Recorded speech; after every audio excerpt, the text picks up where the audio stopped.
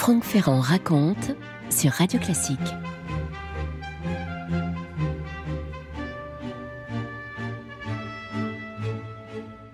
À la date du 28 avril 1893, je lis « Tous les grands hommes furent d'abord méconnus, mais je ne suis pas un grand homme et j'aimerais autant être connu tout de suite. » Et quelques semaines plus tard, nouvelle notation du même genre. Des jeunes gens de 20 ans m'ont dit « Vous êtes plus fort que La Fontaine ». Quand je répète cela, je dis « Ils sont jeunes et candides, mais extraordinairement intelligents pour leur âge ». C'est un délice de l'existence que de feuilleter, que de butiner le journal de Jules Renard, d'en siroter les notations comme d'autres alignent les verres de vieux Porto ou d'alcool de poire. C'est la publication du journal des frères Goncourt en 1887 qui sans doute a inspiré Jules Renard puisque les premières notes datent justement de 1887. Mais Renard est beaucoup plus introspectif que les Goncourt dont je vous parlais l'autre jour. Lui parle de ses états d'âme, de sa famille, de son quotidien, de ses villégiatures, de l'observation qu'il lui arrive de faire de la nature. Un journal, ce n'est pas beaucoup plus littéraire qu'une table d'hôte, écrit-il le 13 avril 1894. J'aime particulièrement d'ailleurs les notations qu'il donne de la nature, des animaux. Il est très doué pour ça. Si le journal de Jules Renard est resté très célèbre, c'est évidemment d'abord pour ses descriptions de la vie culturelle du temps. Pendant les 23 années de rédaction de son journal jusqu'à sa mort en 1910, cet observateur sans égal déroule une galerie de portraits d'écrivains, de dramaturges et d'artistes célèbres de la Belle Époque, avec des portraits dont certains, disons-le, sont plutôt acides. Dès le 23 octobre 1887, donc dans les premières pages, il écrit « Chez moi, un besoin presque incessant de dire du mal des autres et une grande indifférence à leur en faire. » C'est fort ça comme note, non ? Et bien qu'il aime Lamartine, il écrit que, ça vous donne une idée du genre de notation qu'il peut faire, la musique de son vers lui suffit. À propos de Mérimée, il note à la date du 12 août 1890 « Peut-être Mérimée est-il l'écrivain qui restera le plus longtemps. En effet, il se sert moins que tout autre de l'image, cette cause de vieillesse du style. La postérité appartiendra aux écrivains secs, aux constipés. » C'est en 1925, 15 ans après la mort de son auteur, que le journal de Jules Renard est publié en 5 volumes, mais cette publication posthume s'est faite dans la douleur. La veuve de Jules Renard, en effet, n'était pas favorable à la publication. Elle redoutait que des passages ne viennent à blesser des personnalités encore en vie et qui avaient été des amis de son mari. Marie Renard aurait découvert aussi des passages dans lesquels son mari évoquait des relations adultères et elle aurait brûlé un certain nombre de livrets. Le journal de Jules Renard est donc probablement un journal incomplet. Franck Ferrand sur Radio Classique. Alors quand il commence cette recension littéraire en 1887, Jules n'a que 23 ans. De son vrai nom, Pierre-Jules Renard, il est né en Mayenne, à Châlons-du-Maine, le 22 février 1864, mais pour tout vous dire, c'est dans la Nièvre, et plus précisément c'est dans le village de Chitry-les-Mines qu'il va passer toute sa jeunesse, une enfance assez modeste, son père est entrepreneur de travaux publics, et surtout une enfance malheureuse, puisqu'il se sait rejeté par sa mère au profit de son frère. Sa mère le traite de poil de carotte, ce qui inspirera Jules Renard pour son célèbre roman éponyme, bien sûr. À 19 ans, il va partir pour Paris. Il est déjà très versé dans la poésie. Il fait toutes sortes de petits boulots. C'est le temps des vaches maigres. On vit dans la soupente d'une chambre de bonne. Jusqu'en 1894, Jules Renard va tenir son journal de façon épisodique. Il ne parle ni de son mariage en 88 avec une jeune fille issue d'un milieu aisé, Marie Morneau. Il ne parle pas non plus de ses collaborations au Mercure de France, dont par la suite il sera l'un des principaux actionnaires, ni de son premier succès littéraire en 1892 avec Les Cornifleurs. Les cornifleurs, c'est un parasite profiteur qui parvient à se rendre indispensable à une famille de bourgeois naïfs. C'est le Tartuffe des temps modernes, si vous voulez. Renard évoque surtout ses amitiés littéraires avec Maurice Barrès, avec Marcel Schwob, avec Alphonse Daudet, qui lui-même voit en Jules Renard un La Bruyère moderne. C'est le plus beau des compliments qu'on puisse faire à ce jeune auteur, puisque lui place les caractères de La Bruyère au rang de modèle absolu. La parution de son roman autobiographique Poil de carotte en 1894, va permettre à Jules Renard d'obtenir le succès qu'il espérait. Il a 30 ans à ce moment-là, en 94. Et en dépit de ce succès, eh bien, il confesse ne pas aimer cet ouvrage. Il qualifie ça de mélange déplaisant, d'étalage d'un esprit locteux, de mauvais livre incomplet et mal composé. Il faut vous dire que Jules Renard va rester traumatisé toute sa vie par ce surnom de poil de carotte qui lui rappelle tellement les blessures de l'adolescence. Il écrit en 1902, lors d'un séjour à Chitry-les-Mines, justement, Chitry dont il sera élu maire 2 ans plus tard. Tout à l'heure, en passant devant l'auberge, j'ai entendu des gens parler fort, et l'un d'eux a presque crié en se retenant tout de même « poil de carotte ». Est-ce que je serai obligé un jour de me retourner et de répondre « Et vous, comment vous appelle-t-on ? Poil de voyou ou crapule ?» Est-ce que poil de carotte va recommencer et me rendre ce pays inhabitable ? Dire que si jamais j'ai 80 ans et que je sois obligé d'être un maire à poigne, les gamins me courront après en m'appelant poil de carotte. Jules Renard n'a pas vraiment confiance en lui, il a tendance à se dévaloriser.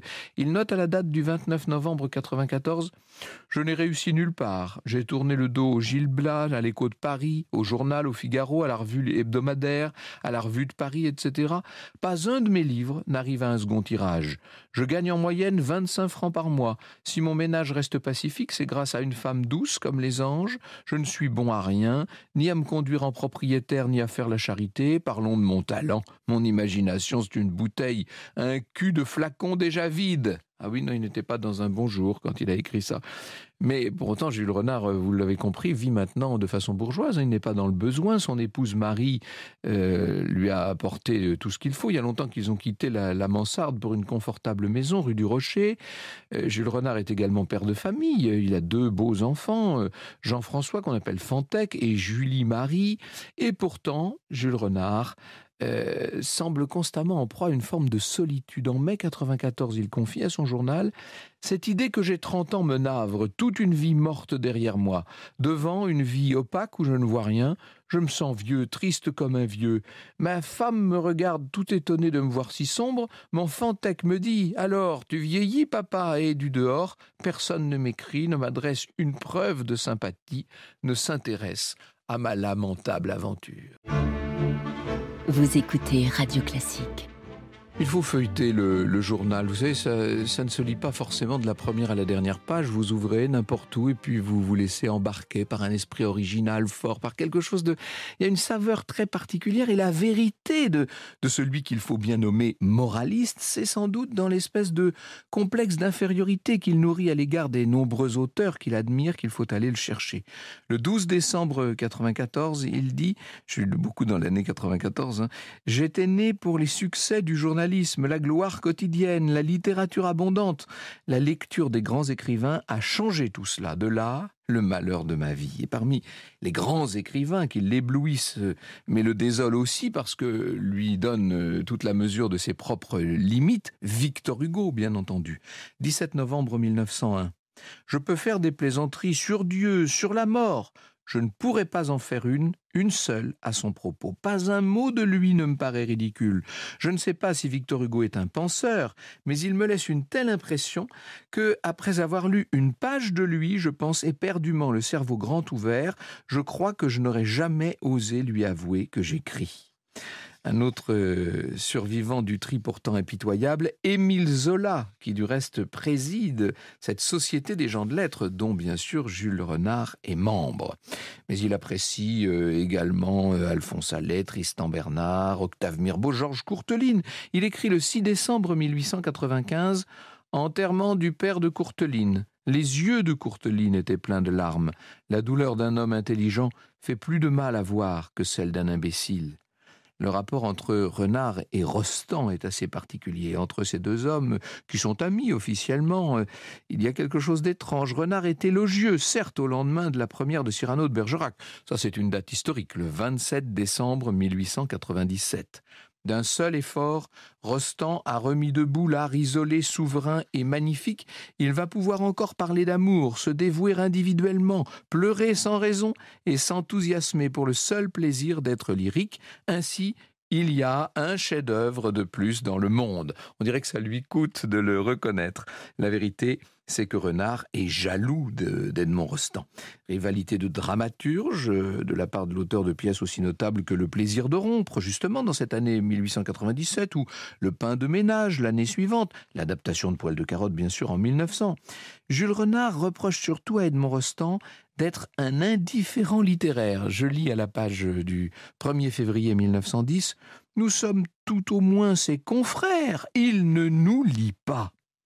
Notre Renard a la dent dure, vous l'aurez compris, autant pour les morts que pour les vivants, sur Balzac, au 3 octobre 1895.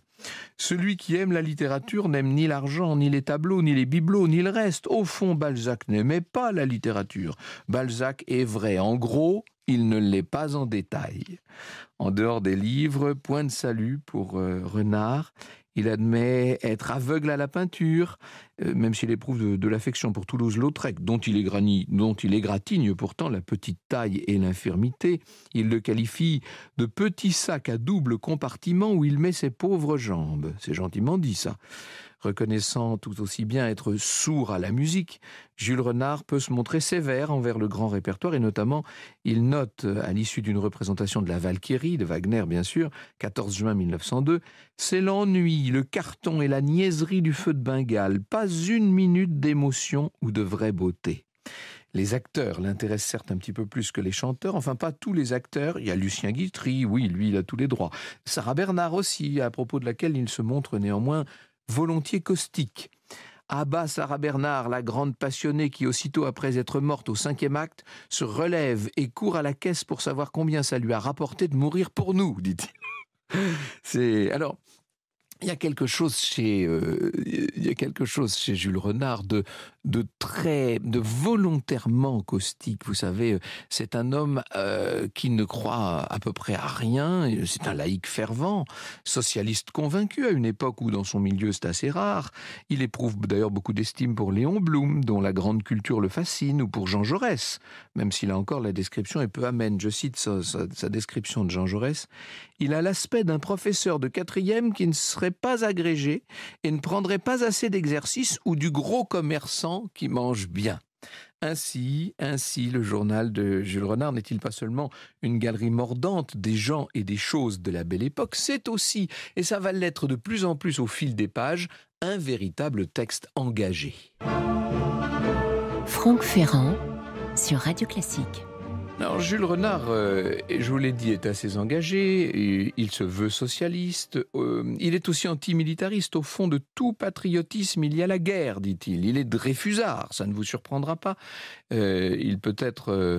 Dreyfusard peut-être d'abord et avant tout par refus de l'antisémitisme. C'est ce qui va l'éloigner par exemple d'un Paul Claudel. Il parle du mal que l'affaire Dreyfus nous a fait à l'étranger, dit Jules Renard à propos de Paul Claudel. Cet homme intelligent, ce poète, sent le prêtre rageur et de sang âcre. Son âme a mauvais estomac.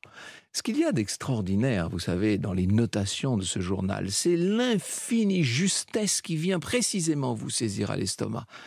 Son âme a mauvais estomac à propos de cet homme qui, d'une certaine façon, pour lui, n'est pas dans la bonne inspiration. Et lorsqu'Émile Zola est condamné à 1 an de prison et 1000 francs d'amende, même s'il a eu le temps de s'enfuir à Londres, vous savez, lorsqu'il est condamné pour son fameux J'accuse, paru à la une de l'Aurore, Renard littéralement explose. 23 février 1898, je suis écœuré à plein cœur, à cœur débordant par la condamnation d'Émile Zola, écrit Renard. Je jure que Zola est innocent et je déclare que je n'ai pas de respect pour nos chefs d'armée qu'une longue paix a rendu fiers d'être soldats. Zola est un homme heureux. Il a trouvé sa raison d'être et il doit remercier ces pauvres jurés qui lui font cadeau d'une année d'héroïsme. J'acquitte Zola. Loin d'organiser le silence autour de lui, il faut crier « Vive Zola !» Il faut hurler ce cri de toutes nos profondeurs. Franck Ferrand sur Radio Classique. Drame public au fil de toutes ces pages du journal, mais aussi drame privé. Il y a d'abord le suicide de son père en juin 97. Même si leur relation était, je vous l'ai dit, distante, Jules Renard n'est pas moins très affecté par la mort de ce père.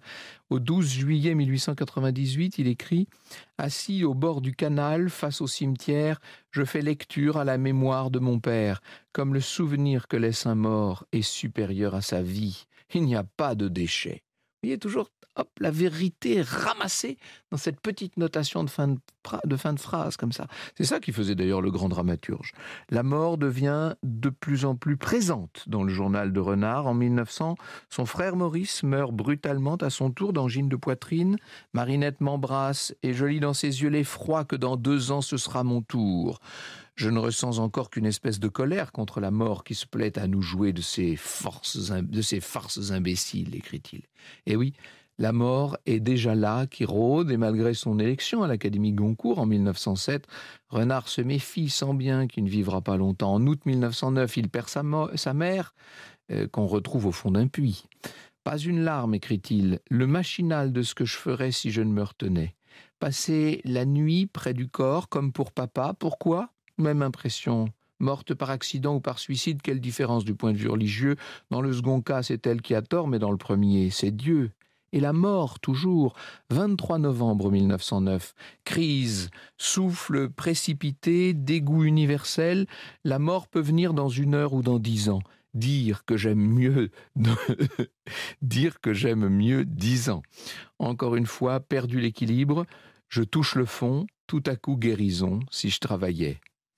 6 avril 1910, je veux me lever cette nuit, lourdeur, une jambe pend dehors, puis un filet coule le long de ma jambe, il faut qu'il arrive au talon pour que je me décide, ça séchera dans les draps comme quand j'étais poil de carotte.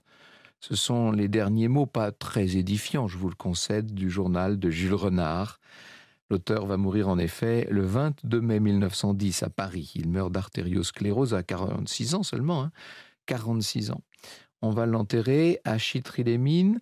Un monument en son honneur sera réalisé en 1913, 1 an après la première représentation de Poil de carotte à la Comédie Française.